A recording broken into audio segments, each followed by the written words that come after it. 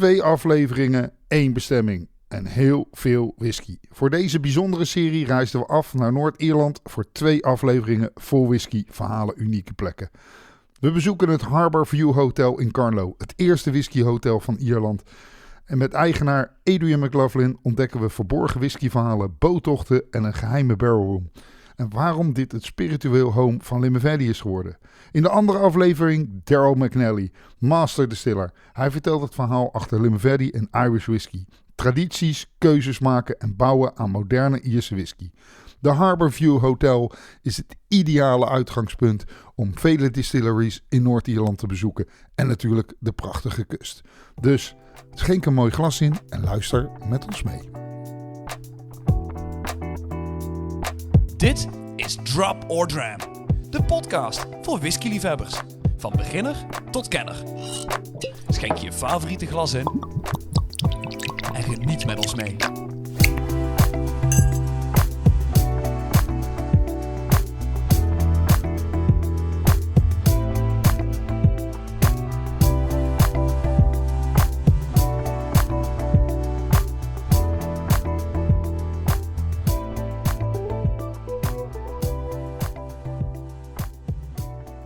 Ja, we hebben ons verplaatst van de Harbourview Hotel naar de boot van de Harbourview Hotel. Een stukje verderop in de haven. De Harbourview Hotel heeft een eigen boot waar ze fantastische excursies mee doen naar onder andere Schotland aan de overkant. Dus daar ga ik jullie nog veel en veel meer vertellen. Maar inmiddels heb ik master distiller Daryl McNally heb ik gestrikt om ons even wat meer te gaan vertellen. En mensen die Daryl McNally niet kennen, ik heb hem eigenlijk al een klein beetje geïntroduceerd als de man achter vroeger de Liberties en onder andere master distiller van Bushmills. Maar ja, we kunnen het niet beter vragen dan aan hemzelf. Daryl, thank you very much for inviting me over to the Harbourview Hotel boat.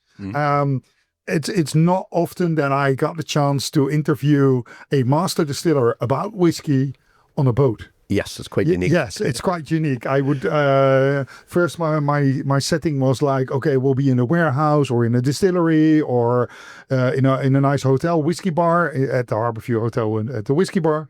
No, you said no. We'll do it differently. I'll take you around. We'll go on the boat. Okay. Yeah, we like to be unique here. Oh, you're definitely unique. Daryl McNally, master distiller. Tell us a little bit about your career. You were bound to end up in whiskey anyway. You were born and bred more or less in the pub. In the pub, yeah. So I pretty much was born and brought out into the family bar in a little place called McGilligan, about 8 miles outside of Limavady. So yeah, I lived there for my first 2 years of my life, and my mum and dad ran the bar. So yeah, I was pretty destined to get into the drinks world. So I could pour a pint by the time I was 2 years old, and knew the differences between clear spirits and, of course, the brown spirits, which is obviously Irish whiskey. So yeah, I after university, I questioned what I should do, and I got an opportunity to actually go to Bushmills and work in the supply chain.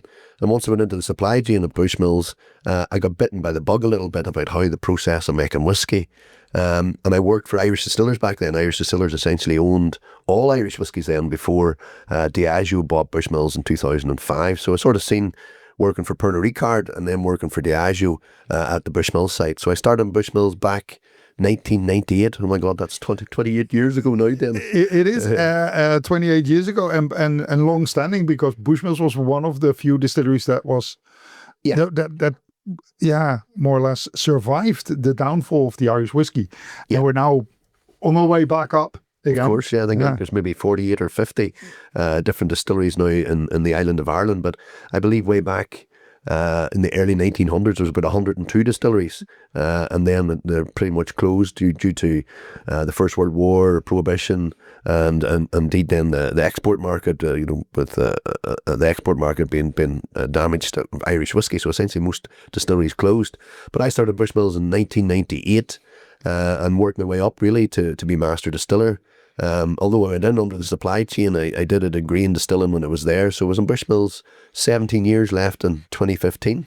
In 2015, then I went to design and build a distillery down in the Dublin Liberties. So I got working with lots of brilliant brands at Bushmills, and that's really my family. I actually had some of the ex-employees of Bushmills up at the hotel on Saturday evening, so we had a bit of a how would you say, a meet-up to discuss sort of the past.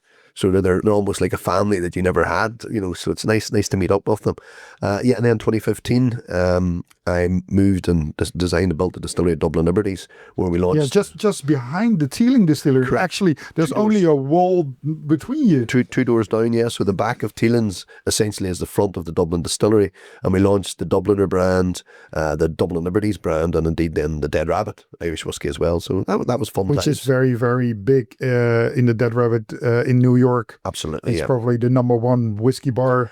It's definitely. I think you have to queue to get into it now. So Jack and Sean did an excellent job there, and I keep in touch with Jack and Sean quite a bit too. Yeah, absolutely wonderful. So Dublin's Liberties, we met at the Dublin Liberties after one of the whiskey shows, and we had a great night, and we'll leave it there. Less is more. Less is more. But you were already talking about, as your previous as master distiller, about reviving not reviving, but you're starting your own brand, and especially from your birth ground in Limavady. Yeah, that's quite an interesting story, because us Irish aren't very good at tracing our family tree. You go back maybe 2 generations and we're lost after that. But it was actually a far out relative of mine who, I think her great grandfather went away many, many years ago. So it's actually on my mum's side, the McLaughlin side, where a James McLaughlin owned Limavady Distillery back in 1881, I think, to 1884, something like that. So it was interesting that my far out relative came in and met us on a Friday evening. We were having our normal pints of Guinness and whiskies and playing some pool, and she was able to update us that the distillery did belong to a far out relative. She had traced the genealogy and traced it back to the money actually for the distillery was brought about by relatives of mine lived in McGilligan, where I live now, which is about 8 miles outside Limavady. So it was then that I sort of went, oh my God, I'm a master distiller here. The whiskey making runs through the veins here. We really need to bring Limavady Irish whiskey back to life. I believe it closed maybe in 1912, but the brand dates back to 1750. So actually on the bottle you'll see established 1750. So it's a really, really old whiskey. And it's interesting too that Sir Thomas Phillips actually built Newtown Limavady, and it was Sir Thomas Phillips that was granted the license to distill by King James II, I think, or something at that time. So that whole area of Limavady was renowned for, the having the license. The license was granted to the area across the whole north coast. So although I worked in Bushmills, I sort of would have said that Sir Thomas Phillips was granted a license to distill in Bushmills, and actually was to that whole area known as the Route. ROWTE, which is obviously route as an ROUTE, but the spelling was slightly different back in the day.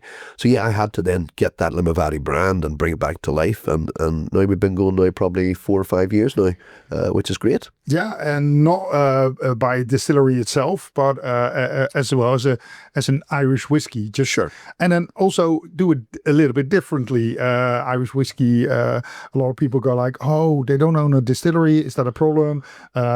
No, you've got something like Bondars, you've got distilleries, but it's ready available. Sourcing is Irish heritage in Irish whiskey. Absolutely. Now it took 7 years to get planning permission, Dennis, for the distillery. So a lot of distilleries takes a lot of time and money and energy and time as well. But essentially, even if you had your own distillery, if you were to do it the correct way, you build a distillery, then you wait for maybe 5, 6, 7 years to build it, and then to lay down the whiskey, and then to wait.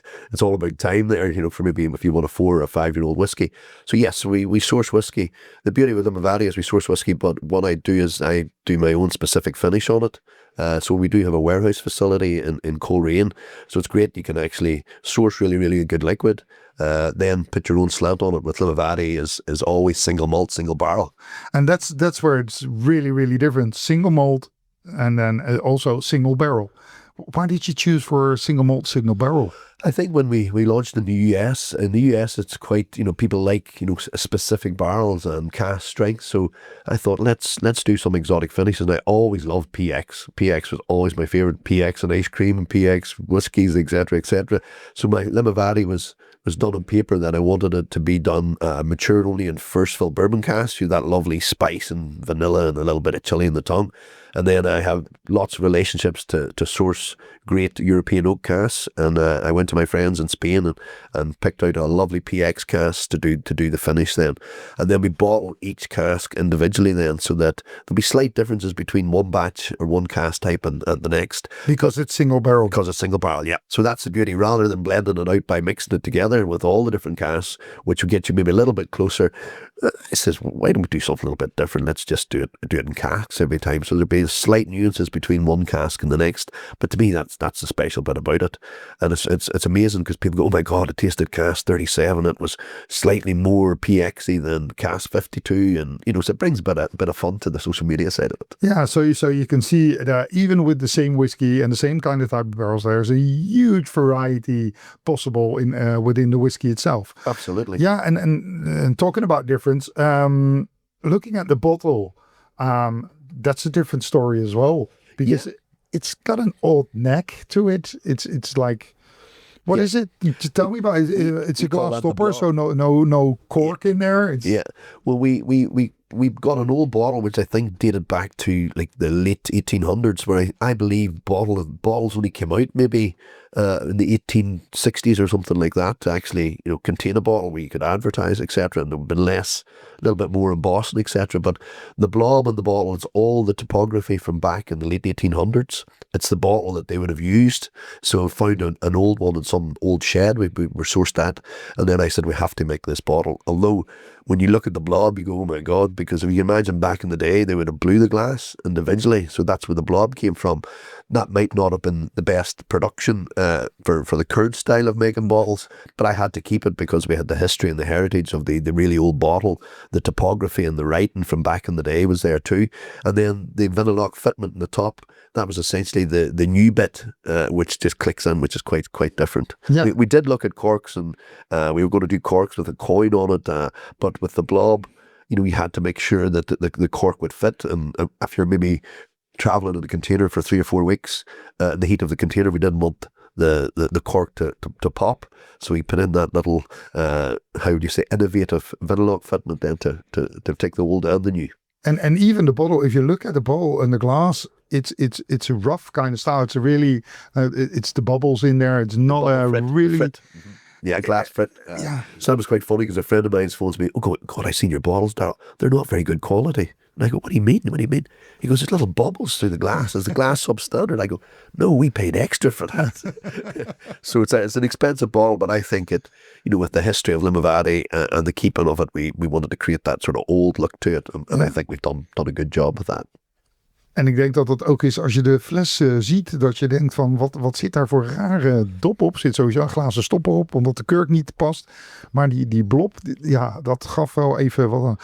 De blob, the first what came to mind for me was like, oh, you've been looking at the wine industry and you have to decant wines and you've got those blobs on bottles nowadays so you can add more oxygen, but it wasn't the case. It was just the old style bottles. It's just the old style, yeah. Yeah, like you said, glass hasn't been around that long because it was, and also the heritage for making whiskey and sourcing whiskey in the old days was like, that's why probably people don't know that if they look at a distillery from Scotland or from all over the world, especially in Scotland with the heritage there, people go, oh, it is from 1685, 1720. But in the old days, if you look to Ireland, you can see all the pubs and there's still the names of the pubs with whiskey bonders on it. Because the distillers probably made their whiskey in the distillery, brought it back to the shops to sell it there, because you would go there with a can or because what it is, like the cask would have been in there, the bonders would have had the full cask, and you would have filled any vessel really to transport it, and some people maybe filled it more times than they required in the while of a week. But yeah, that's where you would have seen maybe the medicine bottles back in the day as well, because the whiskey, even at the start, would have been, your doctor would have said, oh, take, a whiskey a night. And, that was your sort of medicine, if you like, from back in the day. So any vessel really could carry the whiskey from the bonder home. And, until bottles come out then as a process of advertising. Yeah, which is very, very, because we taste whiskey not only with our nose or mouth, but also a lot with our eyes. So Correct. it's, I think it's very, very important that the label and the rest of the says it all. But your choice of making single barrel PX, that is also maybe a headache for you to source the right barrels for PX, because there's also a very, very big quality range, probably. Yes. Well, I dealt with a customer that we dealt with when I worked at Bushmill. So I always say that the taste profile of whiskey, 25% of it is to do with the distilling side of it. And to me, 75% is the quality of the casks that you use. So I wouldn't just buy any cask in the open market. I would need to make sure that it's of, quality controlled and only bought from people that I've dealt with in the past, I always say as a master distiller, it can be quite boring, because what you want to do is to keep the consistency. You be innovative in what you want to create, but it's about keeping repeatability and consistency as best you can. And I sort of threw that in the bin, if you like, when we use separate casks and bottle the separate casks from there. Plus we have an 8-year-old Limavady now as well, which is a little bit longer. The normal Limavady is about 4.5 years in first fill bourbon casks. We only use the first fill and then put them into PX, and as I say, bottle individually in the PX. But usually we only keep it in the PX for about 6 months, 6 to 12 months. That's more than enough to give more the than flavor. enough to give the flavour. But then what we have is we have some now that we keep for 4.5 years in bourbon, and then keep for about 3.5 years in PX. So it's a longer term. So we'll get to taste some 8-year-old later to you see just that little bit more sweetness and PX flavour. A lot of people reckon it's one of the best whiskies that they've tasted in a long while. So we'll have to get that into some of the awards and try and get a few more golds. Yeah, well, you're on a good path there. But any future references? I know I've been to your warehouse and I've seen some different type of casks. But is there in the planning of doing also single barrels or of different kind of finishes? Yeah, we have a sake finish, which is quite interesting. Really interesting. So we'll get to taste that when we go back to the hotel as well. So we have sake, we have some marsala. Marsala is just a simple, nice, sweet, finish to it. We have Amarone, which is interesting, and we have some Barolo as well. So I like those sort of strong flavours coming through. And when you finish a whiskey, that you need that sort of punchy boldness to come out in the whiskey. So we'll take you through a flight of that later. Yeah. Oh, looking forward to it. But we're still in a boat here, so we're not going anywhere. No. We're tied up to the docks because, as you would say in Ireland, it's absolutely 4 seasons in one day, and it looks really, really bright now and outside. And we were thinking of taking the boat out, but it's way too choppy out there. Talking about the boat, Harbourview Hotel and Limavady. Limavady, as you have not your own distillery, but also not, visitor center, so to speak. You're now also involved in the Harbourview Hotel, just in 45 minutes outside of the beautiful Belfast, great city, and now involved in a hotel where you have your own whiskey there as well. Yes, absolutely. So it's definitely an extension of, it took us 7 years to get plant permission for the distillery, and we do plan to build a distillery, but we have, a warehouse facility, which I know you've visited, the Foundry Vault, which I'm associated with. And then we sort of have the brands, of course, which is so important, Limavady, Outwalker, and we have our own brand as well for the Harbourview, but we'll talk about that later, called Canlough Irish whiskey. So we like to do something a little bit different. So we have a hotel, the first whiskey-themed hotel in Ireland. I think we have something like 294 different whiskies. Which we'll get to try quite a few of them, I think, later on to this evening. Just to try, of course, we'll sit. And then an extension of, the hotel's brilliant to bring people along, because you can tell the story of the brands, you can tell the story about Limavady, we can sit in a lovely environment, have some really good Irish food, and wash it down with some whiskey. And then the boat now, that's the newest extension, which allows us then to take groups from the hotel across to Islay, and again maybe have a little whiskey in the boat here, a little Limavady or Outwalker in the boat. Just as an extension to the brand, and really, really helps, I think, as well, bringing people along with your journey. Yeah.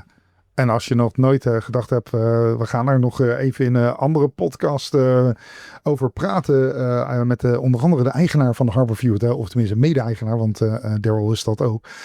Over inderdaad die trips die je kan doen. Want iedereen die doet altijd zoveel moeite om bij Islay te komen of Campbelltown te komen. En via Glasgow, en dan is het 5 uur rijden of de ferry gaat niet. Maar mensen, er is dus gewoon een andere manier, hè. Belfast is zo makkelijk te bereiken met het vliegtuig. Dit hotel in Canlough is echt absoluut een aanrader. Je zit binnen een uur, anderhalf, zit je bij de Giant Causeway. Je kan de Bushmills, je kan alle Game of Thrones locaties zien langs de kust die hier allemaal gefilmd zijn. Dat is echt ongelooflijk. Maar we hebben het nog steeds over whisky. Limavady, It is an old brand, PX single barrel, which is more than interesting enough. You're still a master distiller, but now you're more like a master blender. Or yes. Isn't it so hard to find the right cask? Like you said, maybe for the near future, thinking of different types of casks, sake, Barolo, Amarone, but keeping the same spirit, getting that in as a base. Yes, it's the same spirit as a base. Yes, so it's triple distilled malt for Limavady. So we keep it in bourbon cask for the 4.5 years, and then put it into the finish, if you like, which is we have now 5 different finishes, and that's what we'll continue to do. We'll continue to put it into cask, exotic casks and different casks, and bring out iterations as we move forward. I'd also like Limavady to have the age statement now. We've started with the 8-year-old. You have the introductory Limavady, which we all know and love, but now we have an 8-year-old coming through, which we just start to build some age. And then I like to maybe do a 12-year-old and maybe a 16-year-old at a later date, and keep that all sort of single malt. And your single malt is produced somewhere else, but especially for the Limavady brand. So it's not ready available from Oka Balsam casks. No, well the single malt is from a distillery, yeah. But what we want to do is to use the cask to give that point of difference and to make that unique for the Limavady brand. And that makes a huge difference than independent bottling, where Correct. You just go in there and source the right cask for you and then do whatever you want. Correct, because there'll be some brands, if you don't take that element of blending, as you say. I know at Bushmills I did the distilling and did a bit of blending as well, of course, as part of my job. We had the warehousing, we had the vat and blending, and the quality, the lab side. But yeah, it's those exotic cask finishes that make the point of difference and makes the whiskey unique. There's a lot of entrepreneurs out there who may have just picked up a certain type of whiskey and put it into the bottle with a different label on it. There's no element of change. It's a sourced whiskey straight into the bottle, which somebody else may have sourced and goes into another bottle with a different brand. But with Limavady, we make it unique, with those finishes that just gives it that little bit of point of difference.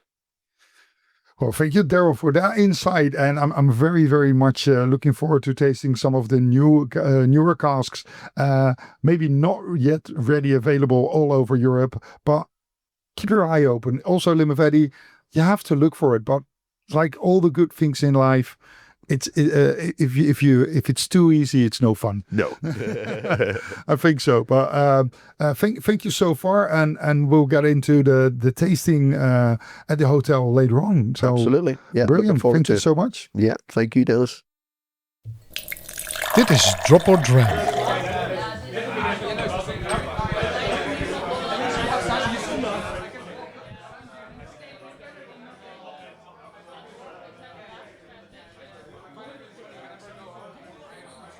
Ja, van de boot in de Harbourview Whisky Hotel. En dan zit ik hier gewoon in de prachtige whiskybar met heel veel whiskies achter me staan. En dan staan gewoon natuurlijk uiteraard een paar Schotse whiskies, want daar hadden we het net over. Je kan met de boot naar de overkant.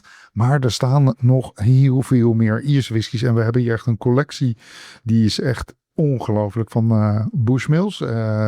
Die we natuurlijk allemaal kennen. Maar we hadden het over een andere whisky. En ik zit hier nog steeds met Daryl. Daryl McNally, master distiller. En we gingen het hebben over de nieuwe Limavady's. En inmiddels staan zij voor me. Daryl, thank you very much for inviting me back here at the hotel and in the whiskey bar. You put out all the good bottles, the Limavady 8-year-old and the new specials, as you say. Well, I can't call it really specials, but it's upcoming new expressions. Yes. The Barolo, Amarone, the sake, and probably Marsala. is it my favorite? Marsala? Yeah. Well, we'll get to taste which one is going to be my favorite. And the 8-year-old. Yes. Yes. Just take me through it. Where should I start? Yeah, well, I think we always just step up from the Limavady, so I think we should begin with the 8-year-old malt. Essentially, what that is Limavady, just the standard Limavady, but just a lot longer in the PX casks, and then we bottle it at cask strength. So to me, it's just got so much more of the PX coming through.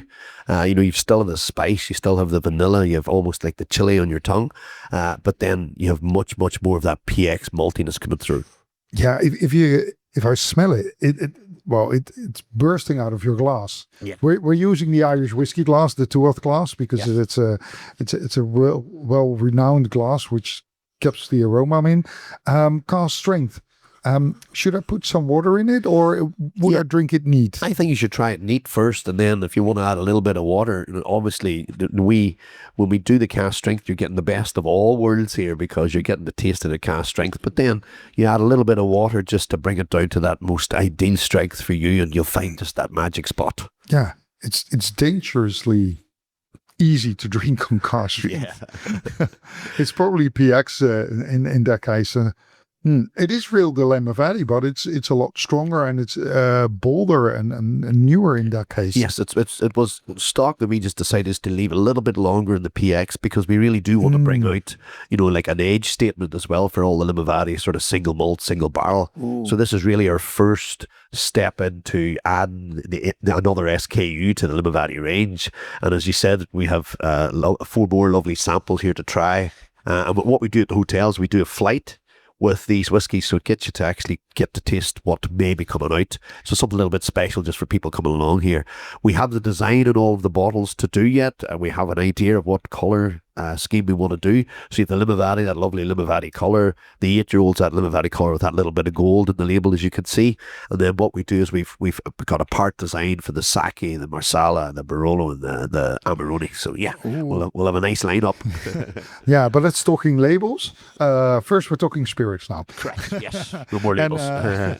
And we're doing a tasting. We're not doing full glasses. We can do that later on when we stop the show and the podcast and enjoy of the whiskies. Step up from the PX. Would you go to the Marsala because of the sweetness, or would you go to the more red wine or the exotic sake? Sake, I think you always want to start with the sake, because we're starting to build sort of a range of flavoursome coming through here. Sake, I'm a little bit of that sort of weird and wonderful mad scientist, where you get these opportunities to buy some nice cask. So I thought sake would just be something so different.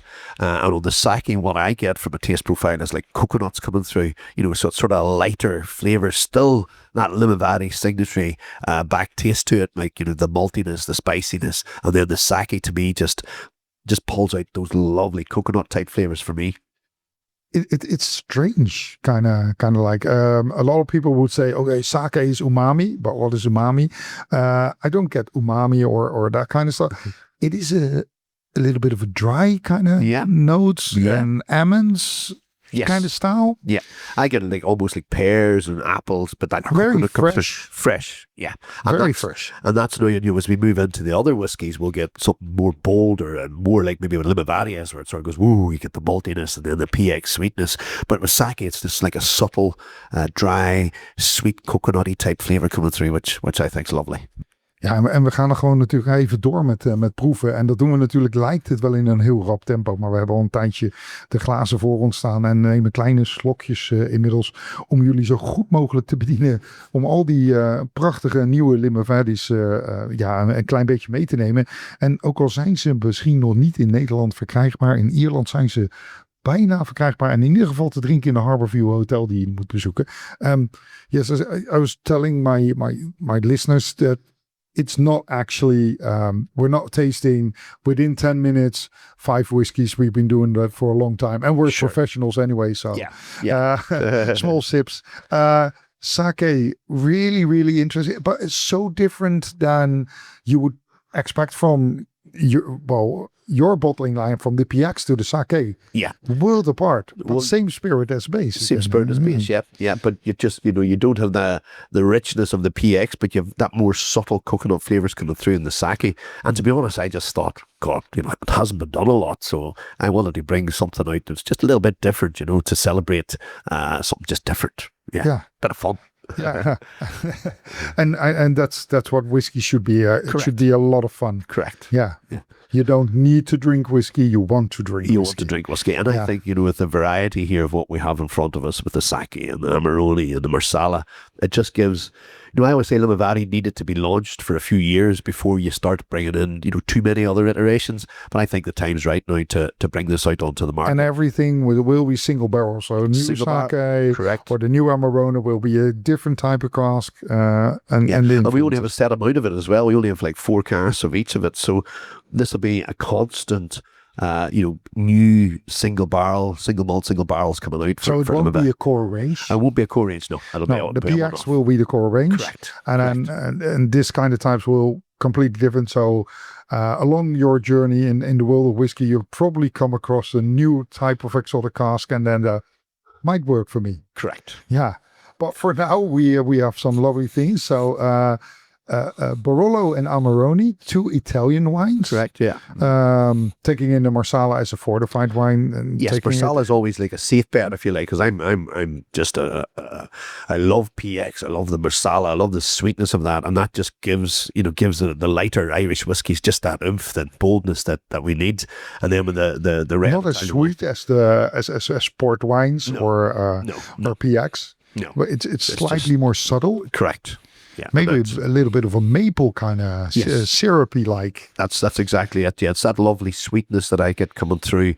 Yeah, it's like maple on pancakes, that sort of way. Maple syrup on pancakes. Lovely, and a splash of whiskey. Yes, yeah. And then, as I say, with the Italian red wines, and you're going for that robustness and boldness and sort of harshness coming through as well. Which harshness is in the boldness slapping the face, not in a harsh in a bad way. No, but in a nice way. You go, oh, that's just you get the bourbon, the vanilla, the spicy, but then you have that red wine that just boom. And I think that's so special for finishing Irish whiskies. And especially Barolo and Amarone being very bold wines. Yes. I always like one glass of Amarone and I fell asleep. But it's such a powerful wine, but it also works really well with the softness of the Irish spirit. Yes, exactly. Even it's a single malt bar, it's still soft. Yeah, and that's what probably a lot of the listeners will they've been used to bold sort of Scotch whiskies. With Irish, it's more with the triple distillation as well. You've that lighter spirit coming through. It's less oily, so I like sort of giving it a bit of boldness with the red wines, the Italian red wines. Lovely. Why did you choose Amarone and Barolo? Because they're quite similar in style, as you say, the boldness, but also hugely different. I think the Amarone, more lighter red fruits than the Barolo berry kind of style. Yeah, I think when I was looking at the cast list, to me, you need something just that bit bolder, and I had an opportunity for both. And don't forget, as a master distiller, you're trying these things out for the first time, so you want to go, oh, I'm Amarone, but I'll get some Barolo there. Let's just see, and you can notice the difference between them. There's a complete. Also in the wine, it's a huge difference. Yes. But I'll say within the whiskey, because it's just the finish. Correct. Well, yeah, well, I can't say it's just the finish. It is a very, very important part of it. But there's a huge difference. But it's closer together in the whiskey than it would be in the wine. Correct. Yeah, just not as much of a difference, a subtle difference. But when we did it, as I say, it's just lovely casks that become available.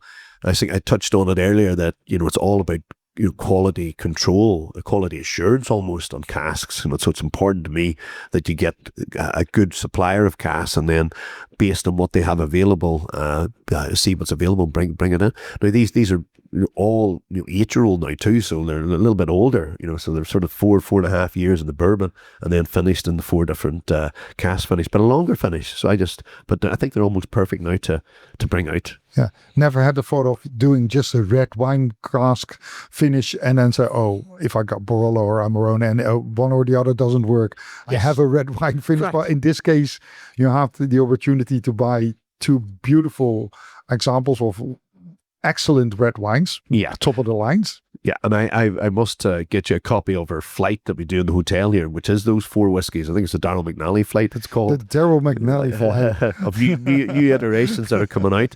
So I must get you some of the literature on it that we wrote out, which would be quite good to show as well. Yeah. Well, and whenever you're in the Harbour Hotel and you order the Daryl McNally flight, get your Spotify account down and listen back to this, and you have personal insights from the man himself. Absolutely wonderful. The Barolo Amarone. Although subtle differences, there is a huge difference in style. It's completely different whiskey. When I smell it and nose it, it is a big difference. Maybe subtle wasn't the right word to say so. It's more than just a red wine cask. And the Marsala is also it's really, really exciting to see so many different kind of casks that do in a relatively short time of finishing. And does your finishing always extends a certain amount of time, or is it, if it's right, it's right? Yeah, well, what I did is, like, the normal is probably 6 months to 12 months. 6 months usually with PX is enough. And it's probably, I only bring it out when it's right. But with those sort of 4 slightly different finishes coming out, I've left them that bit longer, which is 3 years, which is not normal, but it feels right now to almost bring it out. Almost second maturation. Yeah, exactly, yeah. And you'll just find that so different and so important as well, because, as we touched on earlier too, there's a lot of Irish whiskies that are very similar in, different bottles and different brands. Whereas what I want Limavady to is to have this point of difference where, the blending has really been thought out and brought out only when it's right and ready. And that's it. It has to be right. It has to be fun. And I think that's the main part. We see it the right guy. So, and now having a spiritual home in the Harbourview Hotel that people can come to and taste the Daryl McNally flight, but also the Limavadys ready available everywhere else. But it is amazing just being here and looking over my shoulder with all the different other bottles. Too much to choose. So you have to stay at least a week. Well, there's 11 different flights, so it was quite interesting. We had 11 different nights. Flights. I 11 nights, yeah. Well, we only give about 15 milliliters of each on the flight, so you're getting maybe 60 milliliters of whiskey per flight. But it was quite interesting. One day there was a group of people, and they were only here for 2 days, and they did the full 11 flights, 6 in one day, 5 in the next. So yeah, that's a lot of whiskies and a lot of fun. Yeah, and we'll touch on something special in later in the other episode I'm doing here in the Harbourview Hotel, but you have a secret room upstairs and you're involved in that. Yeah, we have our own maturation warehouse here. So you got your own maturation warehouse. Mm-hmm. Small 64-liter casks, which gives a speedy, quicker finish to some excellent whiskies. It's not the Limavady casks. It's especially for the hotel. Especially for the hotel, yes. We can come along, stay here, test the different casks and try them all, and then stay the night and have some good fun and some good crack, as they say here, good fun. Yeah, and even if I read about it in the brochure here, you can have your personalized whiskey tasting with you, so you don't have to listen to the podcast or bring it along. No, well, you're more than welcome to come along here and sample the Irish hospitality. And you take them along then? Yes, absolutely. We have a flight there as well, which is Bushmills whiskies, very high end and really old Bushmills whiskies. Which, if you avail of it, I think it's £1,608 to do that flight. But you get to spend a little bit of time with me as well, which is fun, or it could be actually on the negative side. It is fun. No, it is fun. It's always been fun. No, thank you so much for inviting me to the hotel again and taste the full range of Limavady. And if you're not able to get one of those special bottles or get over to the Harbourview Hotel, guys, the PX, that's good enough. That makes me happy and smile. So, and there's plenty of it. 284 whiskies to try. So yeah, probably better to come for about 11 days. That's good. Well, Daryl, thank you so much for the insights on Limavady and your background story, because you have a different background story than most master distillers that are just at a distillery. You've seen it. You built one. You revived one. You have your hotel. You have your own whiskey brand. Yeah. What's next? Well, we spoke about the boat, but God knows what's next. Yeah. Watch this space. Watch this space. Again, thank you so much. And we'll be enjoying these classes together. En voor al onze luisteraars, kom gewoon even langs naar het Harbourview Hotel. Of pik gewoon even een fles Limavady PX op. En dan kan je gewoon thuis meegenieten van de podcast. En dan komt het helemaal goed. Daryl, thank you. Thank you, Dennis. Thank you very much. Dit was Drop or Dram. Vergeet niet om je te abonneren op onze podcast of kijk op onze website www.dropordram.nl. Tot de volgende keer.